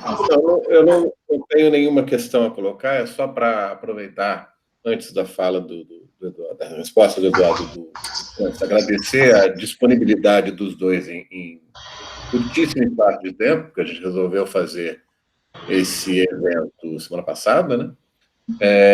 E como a Thaís lembrou, hoje teria sido o primeiro dia do colóquio Cultura e Educação nos Impérios Ibéricos, que era o 5º colóquio Cultura e Educação na América Portuguesa. Então, nós estamos celebrando 10 anos do grupo, né? E esse é o ato virtual de celebração, e eu estou extremamente feliz de ver todo mundo, né? Manter a tradição de a cada 2 anos ver e rever todo mundo juntos aí. A única coisa que eu tenho a pedir ao Francis é que ele pense numa segunda versão do verbete dele usando as imagens, né? Porque essa é uma possibilidade concreta que a gente tem de refazer o verbete, e fico felicíssimo que tenha surgido uma nova sugestão, né, de verbete, e conclamo voluntários para a redação, porque esse é um projeto, em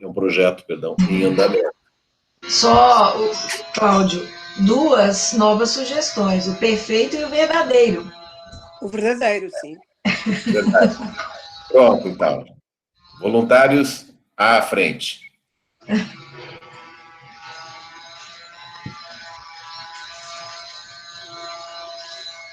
Oi, então,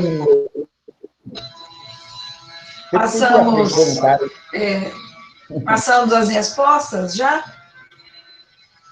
a esse segundo bloco. Vamos lá, então? Podemos, Cláudio? É isso? Sim. Então, vamos, Eduardo.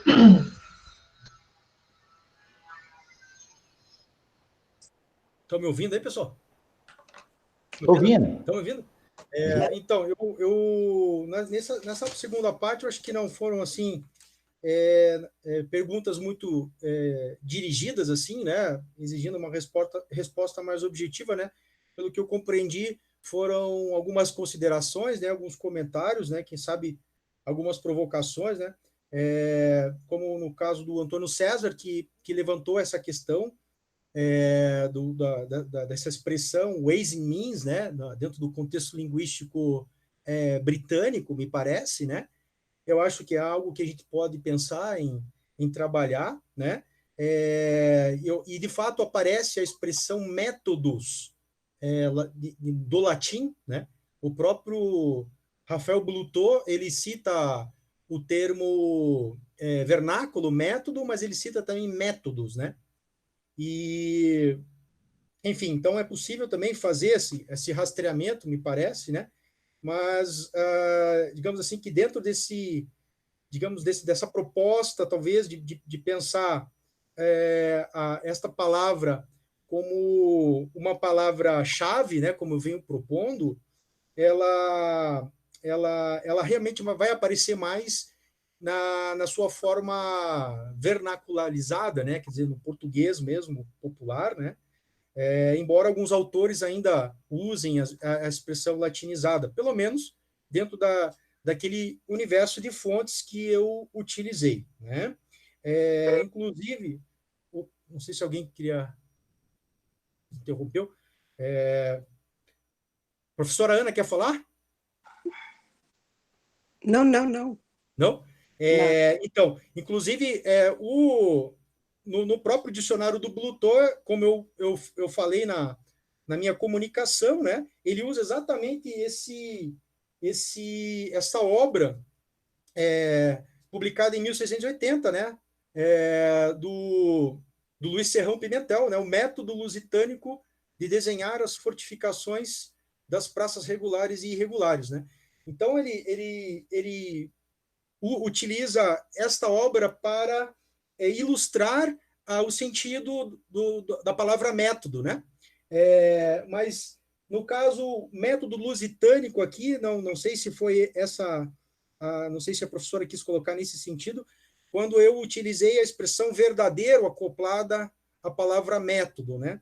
Porque se a gente pode dizer que existe um método verdadeiro, deveria existir um método falso, né, em contraposição, né? Então, na minha leitura, quando o Verney utiliza a expressão verdadeiro, já me parece uma provocação, a priori. Por quê? Porque isso remete a um suposto método não adequado, um método falso, né, um método equivocado. E quando ele usa essa expressão verdadeiro método, a meu ver, ela está diretamente dirigida ao método escolástico, né? E que dentro da obra do Verney, ele trata de uma maneira bastante genérica, né? Ele, de alguma maneira, em vários momentos, ele aplica esse termo método escolástico para, basicamente, generalizar toda a maneira como os jesuítas encaram os campos do conhecimento, né? Mas que, segundo ele, seria possível identificar o núcleo de todos os equívocos e de todos os erros, né, dos jesuítas a partir desta ideia do método escolástico. Claro que isso me parece que tem muito a ver também com a própria experiência negativa que o Verney supostamente teve no ensino, né, português, né? Até hoje costuma-se dizer que o Verney tem talvez um certo ressentimento, né, das escolas portuguesas por conta, né, dessa maneira como ele quer ensinar o latim, que eram ensinados, né, no caso das escolas menores, né? E assim, eu não sei se ficou claro, mas eu procurei demonstrar quando eu procurei rastrear, e talvez isso na comunicação não fique muito claro, mas em diversos momentos eu procurei citar o compêndio histórico, eu citei os estatutos da Universidade de Coimbra, e na maneira como, obviamente, em momentos específicos dessa documentação, a palavra método é utilizada de uma maneira muito parecida com a forma como o Verney utiliza ela, né, para justificar todo o conjunto de mudanças e transformações que, obviamente, passavam pela negação, pela destruição do vulgo método escolástico, né? Então,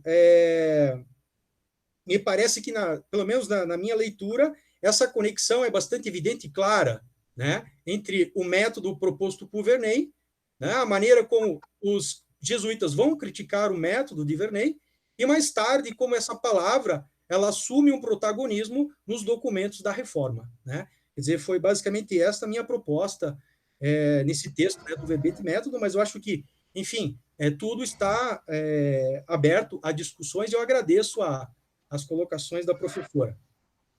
Seria isso. Ok, obrigado, Eduardo. Então, Francis, se quiser, então, responder aí. Ok, professora. O professor Antônio César, né?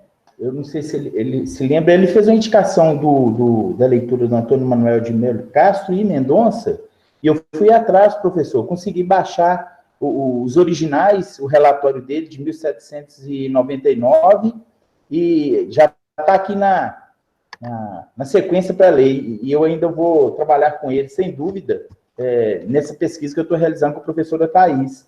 Eu percebi que é fundamental, né, o que ele fala. Eu baixei, sim, o documento dele, que é a memória, né, quando ele sai do governo ali, e ele escreve uma memória. Então, já está aqui na sequência aqui para leitura. Muito obrigado. Outra coisa, quando você falou também do Perfeito, né, realmente são 2 livros, e um é do Antônio Nunes de Veiga, que é o Perfeito Capitão, ele é de 1709, e o outro é do André Ribeiro Coutinho, que é de 1713, que é o General Perfeito. Então, você tem o Capitão Perfeito, o Perfeito Capitão e o General Perfeito. Certamente a gente vai encontrar mais outros aqui, militares, aqui nessa sequência, né? Eu acho que é isso, né? Só essas 2 coisas. E agradecer pelas indicações, né, as reflexões, vão agregar demais aqui na nossa pesquisa. E o desafio do professor Cláudio aí, a gente aceita, né? Vamos selecionar direitinho aqui, ver com a professora Thaís o que ela acha bacana. E se tiver a possibilidade de colocar ilustração, fica melhor ainda, né? Obrigado, viu, professor? Professor César também. É isso. Ok. Bem, gente, então nós vamos chegando ao final desse nosso experimento, né? De alguma maneira comemorativo também dos 10 anos de existência do grupo. Os brindes nós vamos fazer em fevereiro, quando pudermos nos encontrar. Esperamos todos que sim, né? Mas aqui ficam, então, os nossos agradecimentos a todos que nesses 10 anos vêm colaborando com o grupo, né? E eu, particularmente, devo agradecer especialmente aos meus colegas de direção do grupo, o César e o Cláudio, né, que a gente vem imprimindo esforços aí ao longo desses anos para manter o colóquio regular, para manter os projetos de pesquisa, né, e os outros colegas também que vêm colaborando muito, oferecendo suas expertises e seu tempo para tornar esse grupo um grupo muito colaborativo, unido e produtivo, né? Acho que só temos a comemorar, na verdade, apesar das circunstâncias. Como toda essa sessão está sendo gravada, o Cláudio acabou de nos informar que vai colocar depois isso disponível lá no YouTube, no canal do grupo no YouTube, que agora nós somos muito chiques, nós temos um canal no YouTube. Então, que não tínhamos até meia hora atrás, eu fiquei caladinho porque eu não sabia se eu já tinha feito isso há muitos dias ou se foi agora. Agora, já. Mas então nós temos já um canal no YouTube. Então nós vamos tentar fazer outras atividades como essa ao longo dos próximos meses. Acho que foi bom começar pelo glossário, que são alguns textos que já estão prontos e que aí não nos demandaria, pelo menos nesse primeiro momento experimental, produzir alguma coisa original para apresentar, né? Então, acho que foi bastante bem sucedido. Agradeço ao Cláudio aí, a assessoria técnica, aquele que se movimenta bem nesse mundo do século XXI. Né? Agradecer a todos vocês a participação, a Ken e a Leimar. Esperemos que esse período de confinamento seja breve. Vocês aí em Lisboa já estão começando a sair. E nós aqui não sabemos, depende da cidade. A minha aqui está com uma previsão de início da flexibilização a partir do dia 25 de maio. Segundo o prefeito, somente se a população se comportar, ele vai começar a liberar a partir do dia 25 de maio. Vamos ver, né? Alguém quer falar alguma coisa? Cláudio, César? Tchau para todo mundo. Bom revê-los. Obrigado. Bem, em casa. Ok, então. Muito obrigada a todos vocês. Tá. Fiquem bem, fiquem bem. Olha aqui, é o Manuel. Quero ver, olha só. Ei, mas como já cresceu isso tudo? Tá vendo? É um instante. É um instante. Ei, que gracinha. Tá. Beijinhos. Obrigado. Justinho, até logo, Ana Cristina. Obrigado, tudo bom. Mais colegas, muito de bom. Tudo de bom para vocês. Muito obrigado. Obrigado de novo, Eduardo. Foi um gosto. Obrigado. Até mais, então. Então, Cláudio, como é que nós fazemos aqui agora? É só desligar e sair da chamada do botãozinho vermelho embaixo. Botãozinho vermelho embaixo. Ok. Até mais, então. Tchau. Tchau, depois a gente conversa. Depois a gente conversa.